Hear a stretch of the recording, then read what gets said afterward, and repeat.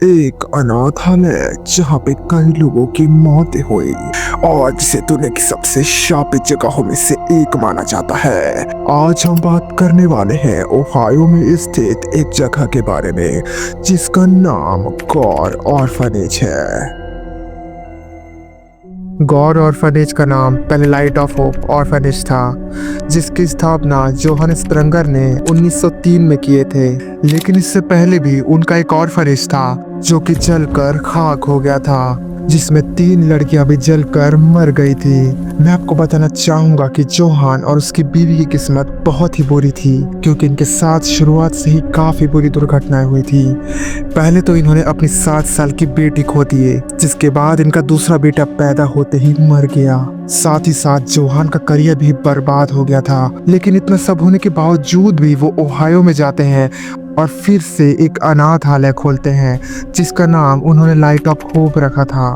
लेकिन इन दोनों की किस्मत इतनी ज्यादा खराब थी कि जहां उन्होंने इस बार अनाथालय खोला था, वो जगह तो पहले से शापित थी।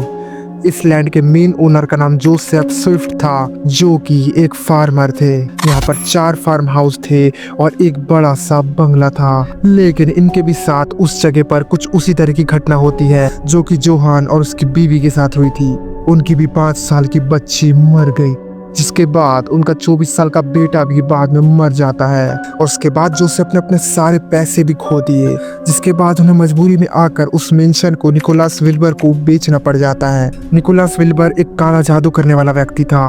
उस मेंशन में भी कई तरह के रहस्यमय तंत्र विद्या का प्रयोग किया करता था और कहा जाता है कि वो कई मरे हुए बच्चों की आत्माओं से कांटेक्ट भी किया करता था। लेकिन इन सब के कुछ दिन बाद उसके 4 नाती पोते अचानक से बीमार होकर मर गए, जिसे उसने मेंशन के बाहर ही गाड़ दिया। इन सब के वजह से उसकी वाइफ मिस विल्बर पागल सी हो गई थी। कहा जाता है कि वो डाइनिंग टेबल में दिन में 3 बार उन मरे हुए बच्चों के लिए खाना भी लगाया करती थी। यहाँ तक कि रात में सोने से पहले भी वो उन्हें कहती थी, सोने का टाइम हो गया है बच्चों, चलो आकर सो जाओ। और वो उन्हें लेकर बेड पे सुलाती थी, जबकि उसके आसपास तो कुछ होता भी नहीं था। लेकिन कई देखने वालों का ये मानना था कि वो उन बच्चों की आत्माओं को देख सकती थी। और ऐसा ऑब्वियस भी है, क्योंकि उसके पति वैसे भी जादू टोना वगैरह किया करते थे। 1901 में वो जगह फिर से खाली हो गई, क्योंकि वहाँ जो भी रहा करते थे उन्हें हमेशा बुरी चीजों का ही सामना करना पड़ता था। ये जगह उसके बाद काफी पॉपुलर हो गई थी।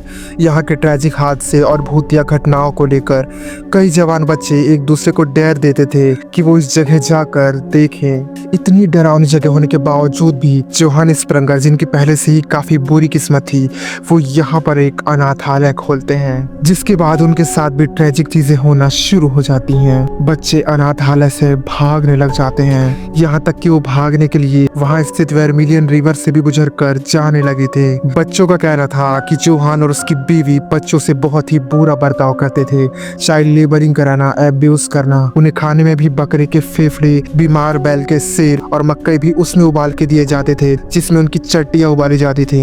उनके रूम में काफी चूहे रहा करते थे और जब वो बच्चे रात में सोते थे तो वो उनके बिस्तर के ऊपर चला करते थे और उन्हें सोते समय चावा भी करते थे। वहाँ बस एक ही बाथ टब था, जिसमें वहाँ के लड़कों को बस 2 हफ्तों में एक ही बार नहाने मिलता था और वहाँ का पानी भी बदला नहीं जाता था, जिस वजह से वो बच्चे बीमार भी हो जाते थे।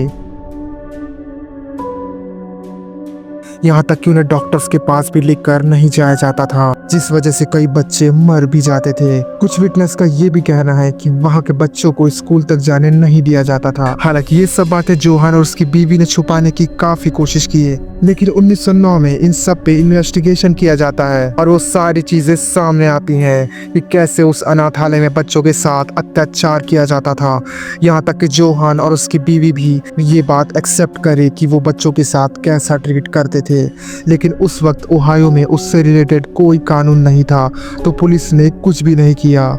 इसके 2 साल बाद जोहान की मृत्यु हो गई और उसे इंडियाना के कब्रिस्तान में गाड़ दिया गया था, जिसके बाद फाइनेंशियल ट्रबल होने की वजह से 1916 में उस अनाथालय को हमेशा के लिए बंद कर दिया गया और वो बच्चे या तो अपने रिलेटिव्स के यहाँ चले गए या किसी ने उन्हें गोद ले लिया या तो कोई और अनाथालय वालों ने उन्हें रख लिया। कई बच्चे तो वहाँ के हादसों से इतना ज्यादा सदमे में थे कि कभी किसी से खुलकर कुछ कह ही नहीं सके।